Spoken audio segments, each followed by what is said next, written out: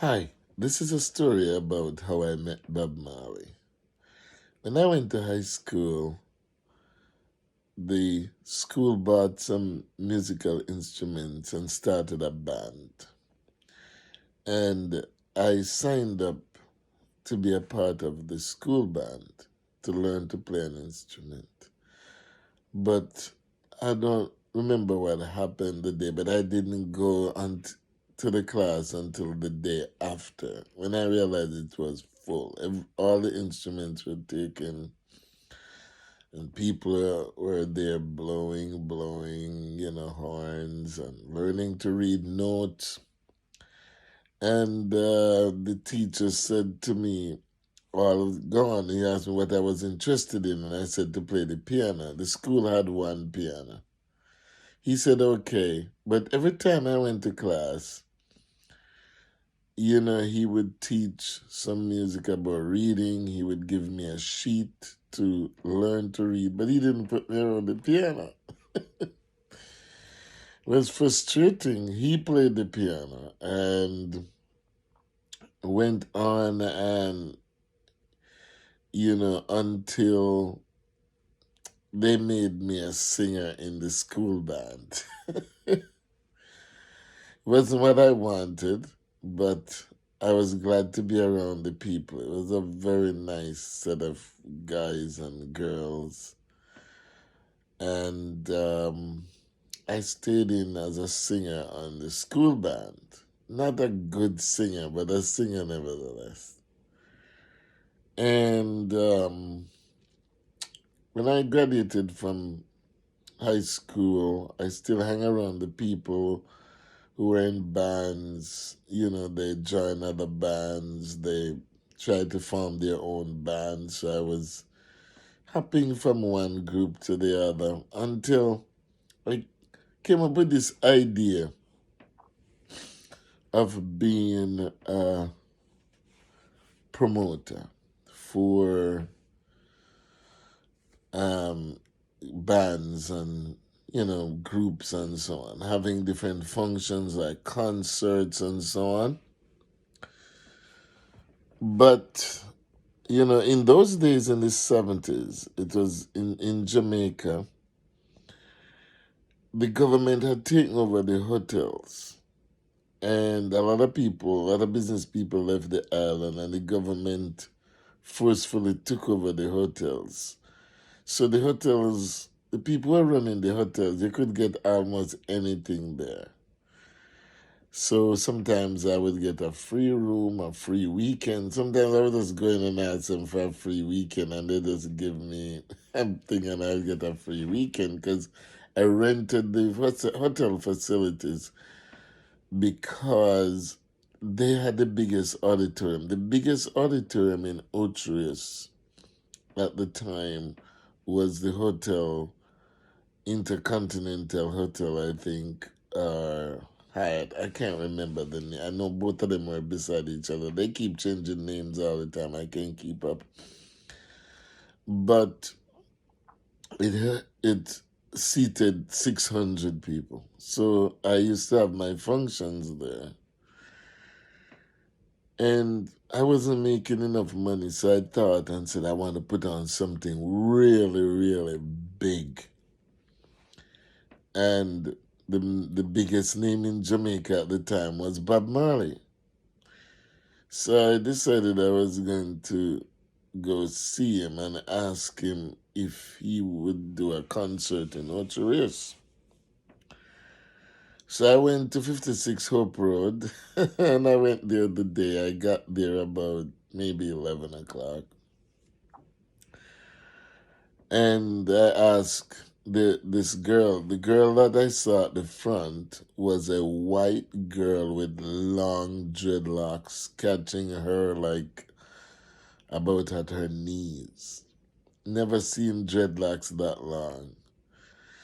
And they were playing his latest recorded music. I don't remember what they were, and they had like a record shop there that they were selling records. But for the whole day I was there, I didn't see one person come and buy a record. But I was there and they said, just wait. I waited from about 11 until maybe about 1 o'clock, and I went back and said, what happened? They said, just wait. He's coming. They said, we told him you're here to see him, and you just have to wait until he comes. So I waited until about 3 o'clock in the evening. No Bob Marley. And I went back and said, what happened? And they say, just wait. He's coming. And I heard like Bob Marley was playing soccer or something at the back of the house. Some other people came and asked, a few people came and said, Mr. Marley don't come out yet. I said, no. I was the only one calling him Bob. Everybody else there called him Mr. Marley, Mr. Marley, Mr. Marley. So when it came now maybe about 4:20 or somewhere about there, the same lady with the long dreadlocks came and put a platter on a table. She spread a sheet on the table, and then she got a platter with neatly wrapped marijuana spliffs. You see, I'm Jamaican, so I know I see guys make it all the time, but they were neatly made marijuana spliffs that were placed on this platter on a very nice table spread. And then after they were there, she was going back and forth, till they took the table and put it out in the yard. Nice sunny day. And then I saw Bob Marley walked out. And I don't know where people came from. Apparently, these guys were out on the street waiting for him to come out. I would guess and say it was probably about 8 guys just came from nowhere and just came right in the yard. And each one of them pick up a spliff from off the platter. And Bob Marley picked up one and they were lighting their spliff and talking, and they made a circle around him and were talking to him and there. So I waited probably about 20 minutes there, until I interrupted the conversation and said, excuse me, Mr. Marley, I came here to talk to you about something. And he came right over to me and he was smiling. And he was asking me what, we greeted each other and started talking. I was a bit nervous. I was a bit nervous because those days a lot of the songs they sing about was bald head and everything was about Rasta, and I was just an ordinary guy, dress up, put on my best clothes, of course, and more what they would call a soul boy in the 70s. And I told him, but I actually told him a lie. What I said to him was that I was representing Black Star, the football club in Ocho Rios, and that we wanted to do a fundraising for the club, and I came to ask him if he would do a concert in Ocho Rios. And he said yes, he would really do it. But he said to me, I tell you what, I'm going to Germany. And when I come back, you come and check me, and we will arrange to do the concert for him. I wanted to know how much the concert would cost and about when he's coming back from Germany. But he never volunteered that. He didn't tell me what the cost would be. He didn't give me a ballpark. He just said to me, when I come back from Germany, just come and check me. That means I had to assume when he comes back, or I would have to keep checking. Maybe, but I told him I was from Ocho Rios, but I suppose he expect me to just keep checking to find out when he was coming back from Germany. Anyway, I went to Ocho Rios, and I was so glad. And I saw a friend of mine who I was looking for people to team up with to put on this concert because I didn't have the money or anything, the capability to put on the concert. And I knew some big names in Ocho Rios that I could contact to put on the concert, but I knew they would control it. They wouldn't want to control it, and I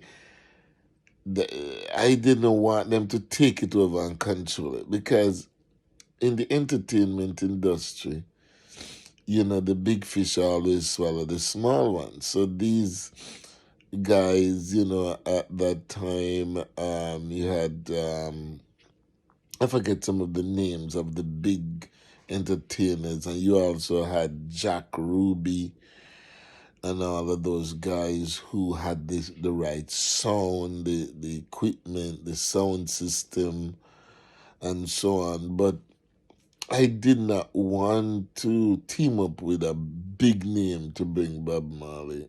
I wanted to get a team of people because for me it was a business. I didn't just want to put on a concert. I wanted to make some big money from the concert. And everybody I went to and told them that, man, I went to Bob Marley and asked him if he'll do a concert. But I didn't tell them what I told what I told them about the um the Black Star thing. But then after it, I decided to approach Black Star now and ask them. And when I approached one person, they kept saying there is nowhere no trace to hold Bob Marley and blah blah. So I couldn't get any cooperation, and everywhere I went, the people who were interested didn't have the money, and the people who had the money were not interested. And I decided, okay, I'm gonna quit this thing, this hand to mouth thing, and get a job. So I applied and I got a job at the Bauxite Company at Reynolds, and they started me off way at the bottom. But my aim was to work and save enough money to do the concert myself if I had to. But the thing is, I couldn't find a place in Ocho Rios. Everywhere I went was too small. The hotel of 600 people, way too small. And so when I heard Bob came back from Germany, at that time I was trying so hard to see if I get the money. I was trying very hard, but I just couldn't find a place, and I couldn't find the amount of money to put on the concert. And I couldn't find anybody to team up with me.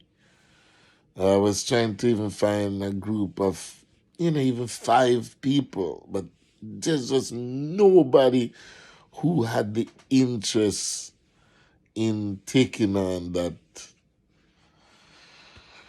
adventure. And so what happened is that finally when I worked and I think that I had enough money, I heard that Bob Marley was in Pittsburgh or somewhere and collapsed because he had cancer. And that was how the story went with me and Bob Marley.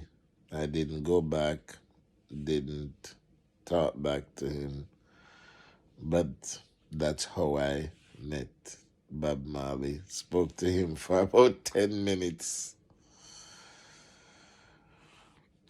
Yeah, one of those things. It was a good experience, something that stands out in my mind, even though at the time, for me, it was just me trying to put food on the table.